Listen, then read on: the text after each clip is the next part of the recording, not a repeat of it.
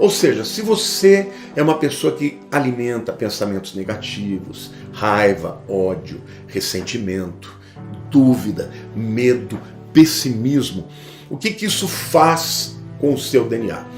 Existe uma área do teu cérebro chamado hipocampo. Esta área ela é responsável, dentre outras coisas, para transformar a memória de curto prazo em memória de longo prazo. Tá? Neste hipocampo, quando você tem pensamentos tóxicos, os genes vão ser transformados. Né?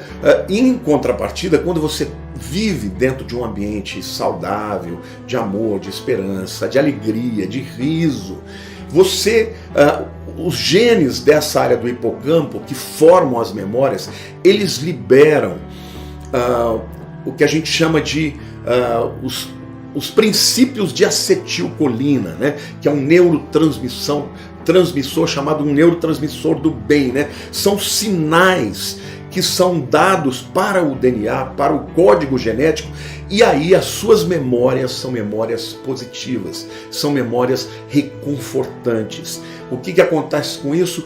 Quanto mais desses genes, né, vamos dizer, saturados de acetilcolina, quanto mais você terá facilidade, por exemplo, de enfrentar as situações da vida sem responder com estresse. Tá?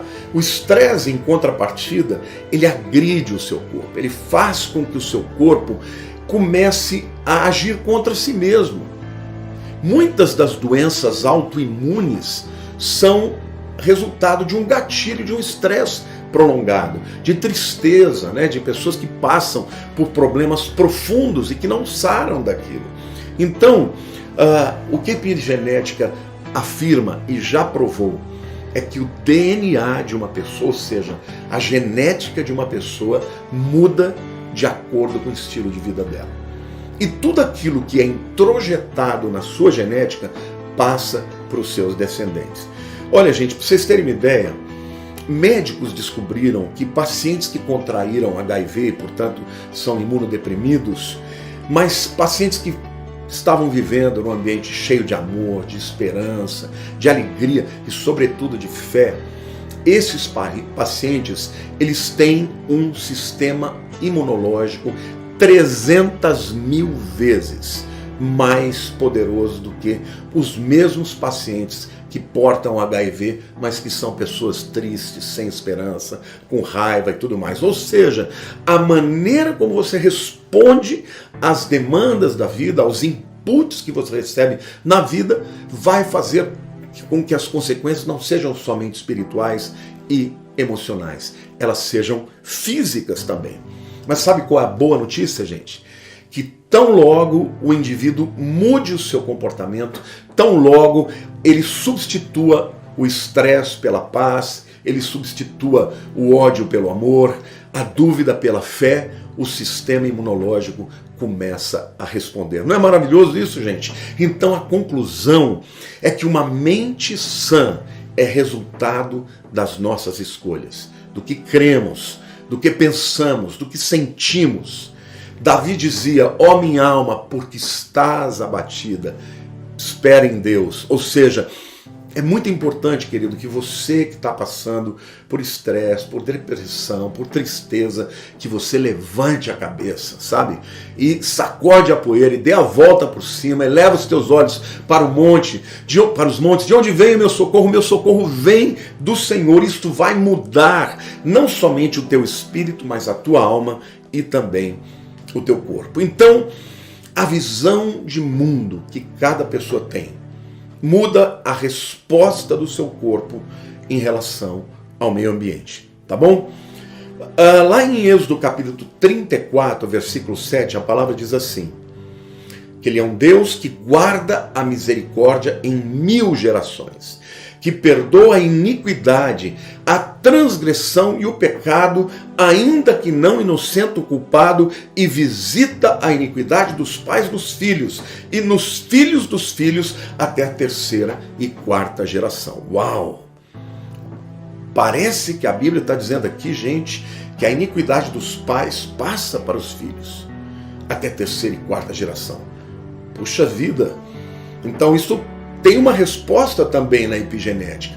Ou seja, que aquele sentimento de maldade, de ódio, né, que está num pai, vai interferir no código genético dele, e quando ele tiver um filho, aquilo vai passar para o filho. Mas tem também, não só para o filho, mas para próximas gerações, né? As próximas gerações. Mas tem um outro texto que eu queria ler, que aparentemente é contraditório a esse texto. Está lá em Ezequiel 18, versos 19 e 20, que diz assim: Mas dizeis, por que não leva o filho à iniquidade do pai?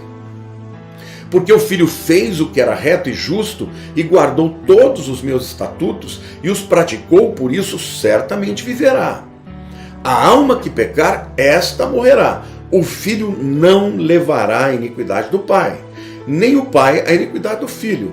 A justiça do justo ficará sobre ele. Que os pecados dos pais modificam, através da epigenética, modificam o DNA desses pais. Ou seja, não é um pecadinho que você caiu, não. Expor-se a um pensamento ou uma mentalidade ao longo da vida pessimista, negativa, aquele tipo de gente que não ama ninguém, que tem raiva do mundo, que tem aquelas máximas, né? Amigo é o dinheiro no bolso, o dinheiro no colchão, não confia em ninguém. Esse tipo de pensamentos horrorosos, esses modificam o DNA, tá? E eles passam uma predisposição para os descendentes. Então existem pessoas que têm predisposição à depressão, predisposição a um determinado tipo de câncer, tá? Mas eles não são necessariamente o destino.